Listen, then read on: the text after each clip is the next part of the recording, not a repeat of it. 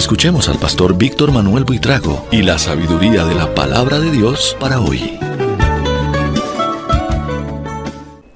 Señor, te damos gracias en este momento por esta oportunidad que hemos tenido y que seguimos teniendo de estudiar un libro tan importante para nuestro crecimiento como es el libro del Apocalipsis.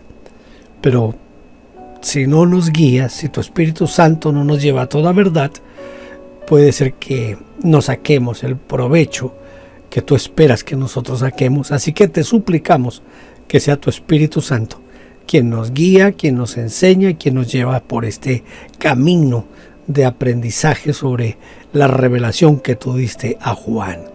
Gracias porque es pertinente para nosotros hoy, Señor. Y por eso te bendecimos en el nombre de Cristo Jesús. Amén y amén. Muy bien, hoy tendremos nuestra lección número 12 y vamos a estar en Apocalipsis capítulo 11 entre el versículo 1 y el versículo 19. Así que voy a comenzar leyendo los versículos 1 y 2. Entonces me fue dada una caña semejante a una vara de medir y se me dijo: levántate y mide el templo de Dios y el altar y a los que adoran en él. Pero el patio que está fuera del templo, déjalo aparte y no lo midas, porque ha sido entregado a los gentiles y ellos hollarán en la ciudad santa 42 meses. 42 meses. Muy bien, entonces vamos a tratar de entrar aquí a nuestras preguntas de nuestro estudio inductivo. ¿Qué debía medir Juan? Ahora, ¿cómo se mide a los que adoran? Esto sí está complicado, medir a los que adoran. A Juan se le dio algo semejante a una vara de medir. Hoy usaríamos de pronto un metro, un decámetro, no sé. Pero a él se le dio algo con lo cual podía medir, en primer lugar, el templo o el santuario. Más exactamente, lo que sería la parte interior del templo.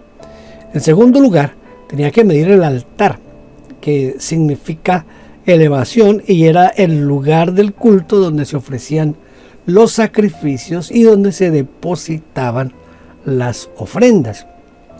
Tercero, debía medir a los que adoran. Ahora, aquí es donde viene la parte como complicada, ¿verdad? ¿Cómo se puede medir a los que adoran? ¿Cómo se podría medir? Aquí la palabra medir no solo se usa para calcular la dimensión de algo, como altura, anchura, grosor o la cantidad de algo, sino para evaluar. Para evaluar. Por ejemplo, el Señor Jesucristo dijo: con la medida con que mides serás medido. Y no estaba refiriéndose a una medida física, sino a algo espiritual. Al medir el interior del templo, el altar de los sacrificios y a los que adoraban en él, Juan debía evaluar, escuche, evaluar la totalidad del culto a Dios. ¿Por qué? Porque primero, el lugar de reunión, o sea, el templo. Segundo, la predicación, es decir, el altar. Y tercero, la gente reunida, es decir, los que adoran. ¿Por qué no debía medir el patio de afuera, el patio exterior del templo? Juan no debía medir la parte exterior, la parte de afuera del templo, porque fue entregado a los gentiles. En otras palabras, no nos corresponde evaluar a nosotros la conducta de los que están fuera de la iglesia, tal como lo enfatizó Pablo cuando dijo: porque ¿qué razón tendría yo para juzgar a los que están fuera? ¿No juzgáis vosotros a los que están dentro? Porque los que están fuera, Dios los juzgará. Esto dice primera a los Corintios, capítulo 5, versículos 12 y 13. Ahora bien, ¿Qué significa hollar? ¿Qué sería lo que hollarían los gentiles? Hollar significa pisar, pisotear, comprimir con los pies es humillar, es abatir. Los gentiles hollarían la ciudad de Jerusalén, es decir, la ciudad santa, por 42 meses. Voy a leer ahora Apocalipsis capítulo 11, porque estamos en el capítulo 11, ¿verdad? Versículos 3 al 6. Dice: y daré a mis 2 testigos que profeticen por 1260 días, vestidos de cilicio. Estos testigos son los 2 olivos y los 2 candeleros que están en pie delante del Dios de la tierra. Si alguno quiere dañarlos, sale fuego de la boca de ellos y devora a sus enemigos. Y si alguno quiere hacerles daño, debe morir él de la misma manera. Estos tienen poder para cerrar el cielo a fin de que no llueva en los días de su profecía, y tienen el poder sobre las aguas para convertirlas en sangre y para herir la tierra con toda plaga cuantas veces quieran. Cuantas veces quieran hacerlo, lo podrán hacer. ¿Cuántos meses hay en 1260 días? 1260 días representan exactamente 42 meses. Durante el mismo tiempo que la ciudad santa es hollada, pisoteada. Los 2 testigos estarán profetizando. Durante ese tiempo van a estar profetizando estos testigos. Y mire, mucho se ha escrito sobre el significado de los 1260 días, y algunos hasta lo han relacionado con Daniel 12:7, diciendo que tiempos y mitad de un tiempo representan esos días, y que cada día representa un año, y han querido ver cumplimientos de ciertos acontecimientos históricos. Pero como son especulaciones sobre las cuales se han escrito y se han construido diversas doctrinas que más bien como que han contribuido a dividir a la iglesia, no nos vamos a ocupar de ellas en este momento.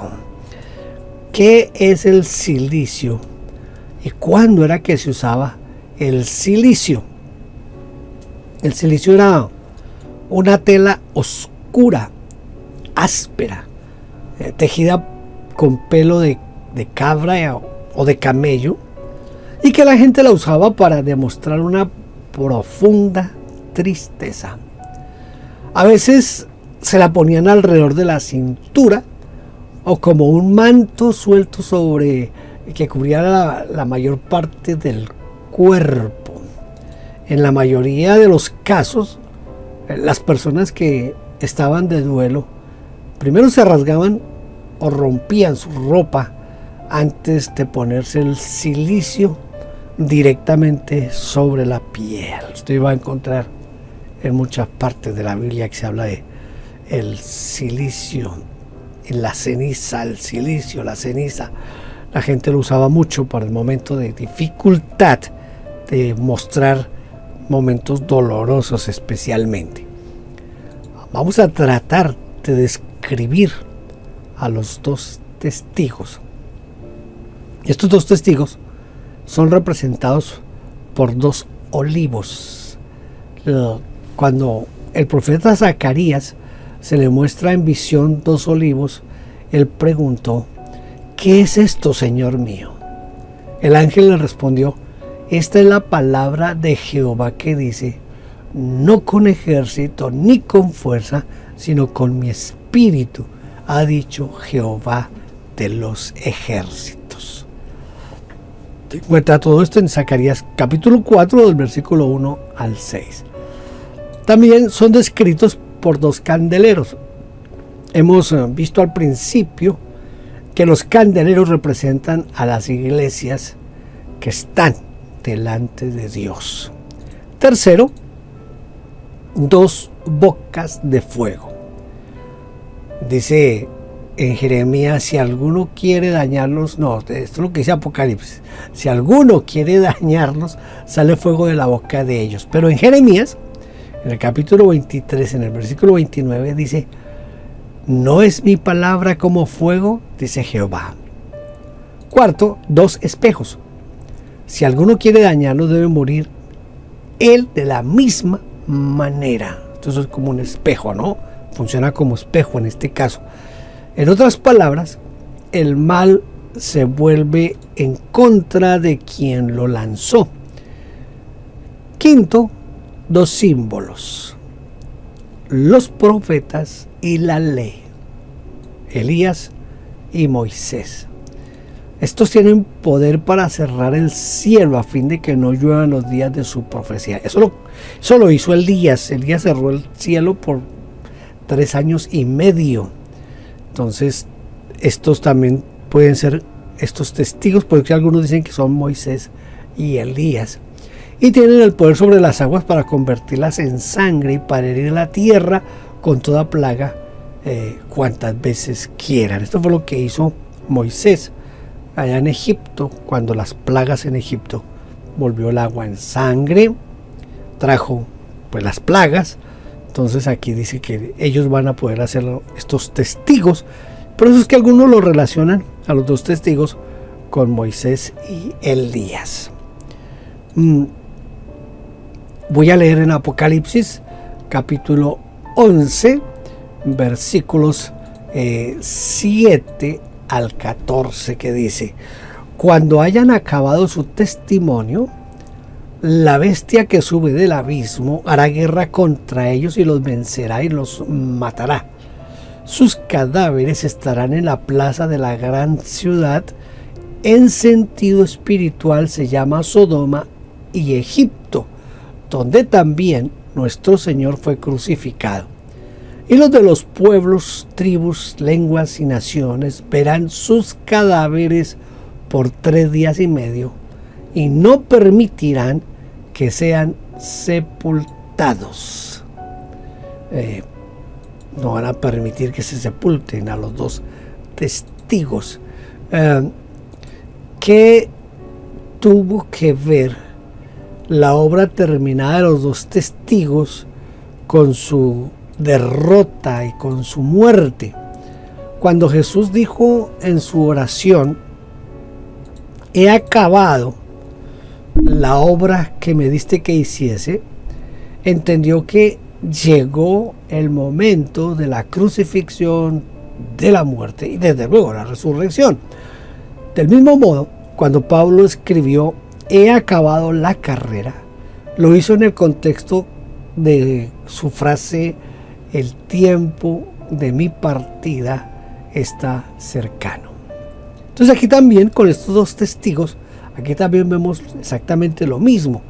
Mientras llevaban a cabo su misión, nadie podía vencerlos.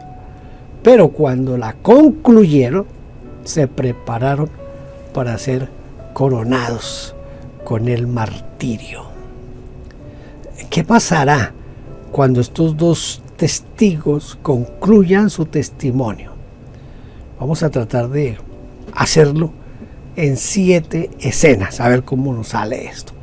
Primera escena: la bestia, es decir, Serión, la fiera, la víbora, que sube del abismo, hará guerra contra ellos y los vencerá y los matará.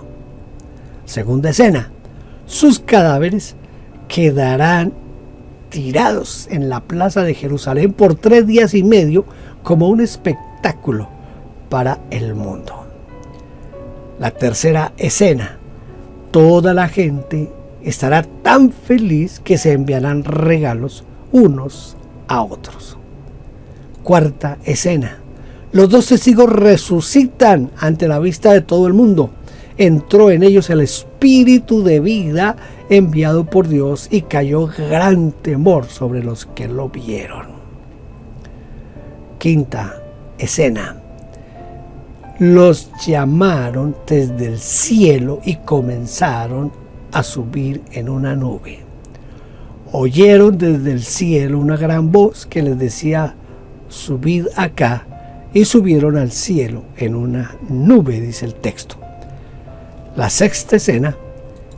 En el mismo momento hubo un gran terremoto.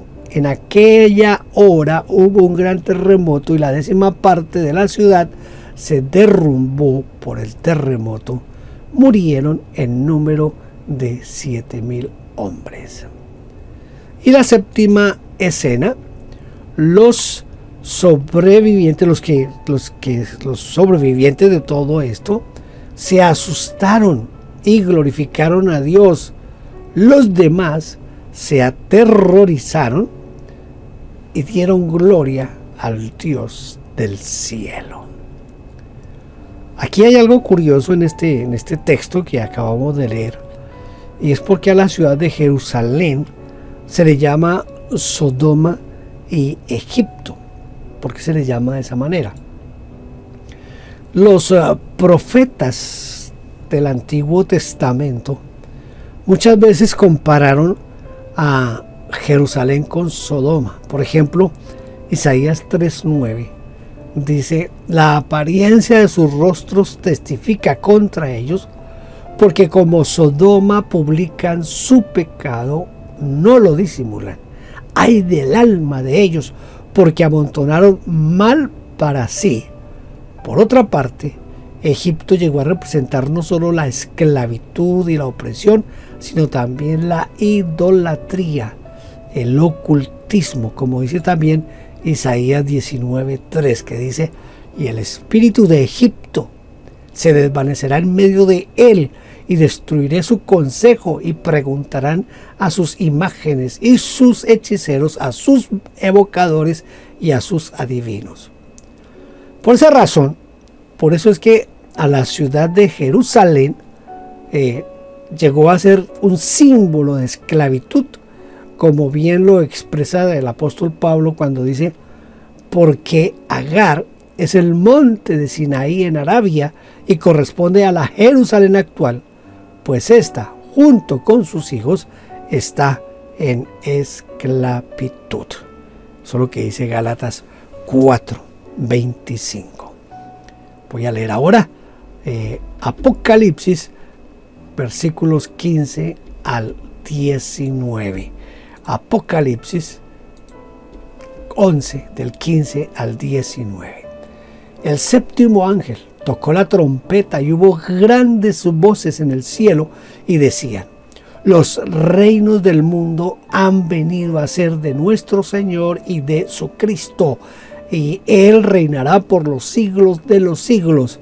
Y los 24 ancianos que estaban sentados delante de Dios en sus tronos se postraron sobre sus rostros y adoraron a Dios diciendo: te damos gracias, Señor Dios Todopoderoso, el que eres y el que eras y el que has de venir, porque has tomado tu gran poder y has reinado.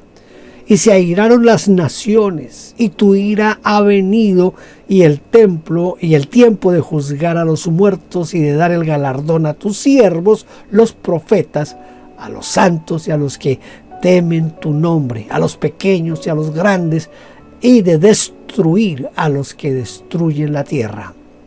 Y el templo de Dios fue abierto en el cielo, y el arca de su pacto se veía en el templo, y hubo relámpagos, voces, truenos, y un terremoto y grande granizo. Aquí está la descripción de algo como medio aterrador para ese momento que va a vivir la tierra. ¿Qué ocurrirá entonces cuando suene la séptima trompeta? ¿Qué va a ocurrir? La séptima trompeta anticipará el anuncio del triunfo final de Jesucristo. Dice: los reinos del mundo han venido a ser de nuestro Señor y de su Cristo, y reinará Escuche, Él reinará por los siglos de los siglos.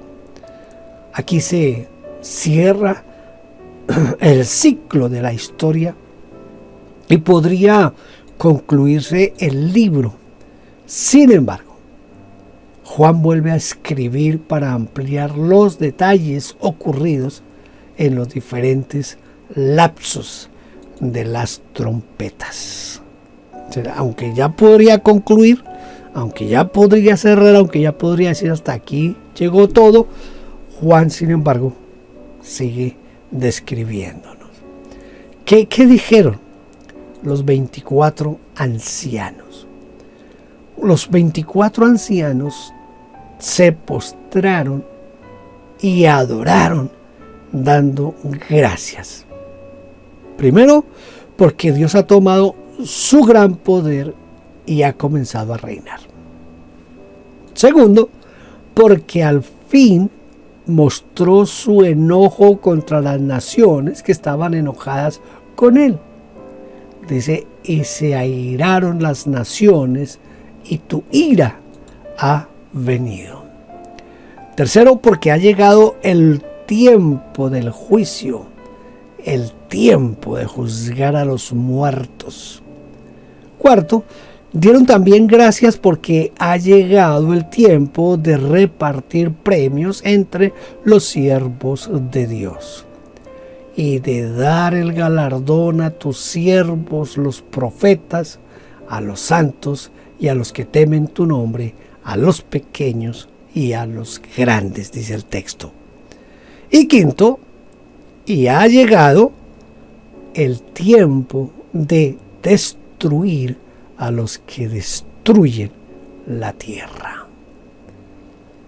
Y ya para cerrar esta lección de hoy podemos preguntarnos qué es lo que vio Juan en el cielo. Mire, Juan alzó sus ojos y vio en el cielo el templo de Dios que estaba abierto, y a través de sus puertas pudo ver el arca del pacto, el mismo que Dios mostró a Moisés para que hiciera una réplica y la pusiera en el lugar santísimo del tabernáculo.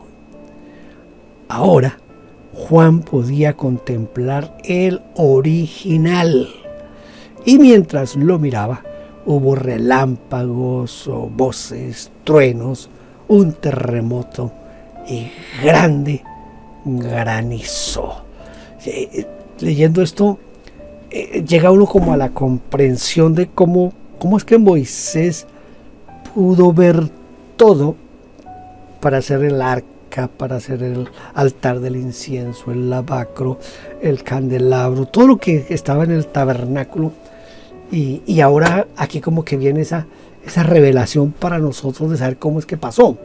Y es que Dios mismo abrió el templo allá en el cielo, abrió el templo y le mostró a Moisés cada parte. Este es el arca, este es el altar del incienso, este es la mesa de los panes sin levadura, este es el candelabro, aquí vamos a poner el lavacro de esta manera, aquí vamos a poner el altar. Todo se lo mostró Dios a Moisés. Algo así como si a nosotros hoy nos pusieran una película, o quizás nos llevaran a un museo o a un lugar especial donde están como aunque a Moisés no le mostraron las maquetas, sino le mostraron exactamente lo que había allí, que es lo que Juan está viendo en este momento, porque él dice el relato que él alzó sus ojos al cielo, vio el templo abierto y vio dentro del templo el arca del pacto. Entonces es una revelación especial tanto para Moisés, para que él pueda construir todo, y también una revelación en este caso para Juan, que está ya culminando el libro o el relato de lo que va a pasar aquí en ese tiempo que nosotros llamamos el tiempo de la tribulación y de la gran tribulación. Vamos a tratar de memorizar los versículos 1 y 2 de Apocalipsis 11, que dicen: entonces me fue dada una caña semejante a una vara de medir, y se me dijo: levántate y mide el templo de Dios y el altar y a los que adoran en él. Ya vimos que este medir aquí no es exactamente tomar cuánto es el ancho, el alto, la altura, sino que es más bien como una especie de, casi podríamos decir que es como un juicio, tal vez, como una forma de evaluar. Dijimos que era cómo se está haciendo, por ejemplo, en nuestro caso, en nuestro tiempo, cómo se está haciendo la parte litúrgica del culto, cómo es la predicación de la palabra, en qué nivel de responsabilidad se está haciendo, cómo estamos adorando. Es más como por ese lado que debiéramos de ver esta parte del Apocalipsis. Por eso estos dos versículos son bien importantes para que los aprendamos de memoria. Dice: me fue dada una caña semejante a una vara de medir, y se me dijo: levántate y mide el templo de Dios y el altar y a los que adoran en él. Note que otra vez se utiliza aquí la palabra semejante. Ya hemos hablado en otra lección de el semejante, el parecido, tratando de Juan describir cosas que a él se le mostraron que era muy complicado de explicarlas, pero él tenía que buscar como una especie de equivalente para que sus lectores en ese tiempo y nosotros hoy entendiéramos qué era lo que se le estaba mostrando allí al apóstol Juan. Muy bien, hemos terminado nuestra lección número 12 de Apocalipsis. Los espero en la lección número 13. Dios le bendiga. Gracias por vernos. No olvide suscribirse, dar like y tocar la campanita. Dios le bendiga.